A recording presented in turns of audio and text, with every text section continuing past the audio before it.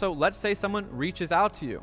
How do you move forward, and how do you price your services? It's not that simple. Price varies widely based on the complexity of the services that you offer and the nature of the business that you're servicing. If you are working with real estate agents, you can likely charge more since their deals are so large. If you are working with a local bakery, you're probably going to charge much less. So understand this. You are charging based on the value that you provide that specific business, not how much time it takes you to fulfill the service. Let's say a company has 5 customer support people that they pay $2,000 a month each. If you create an AI chatbot that eliminates all of the basic customer support tickets, this company now only needs 3 people. Now they only have to pay $6,000 a month. You just save them $4,000 a month, multiply that by 12 months, you just save them $48,000 a year. So if you save them that much money, you could then easily charge $3,000 for a setup fee, and then $500 a month for maintenance and continued training of the bot.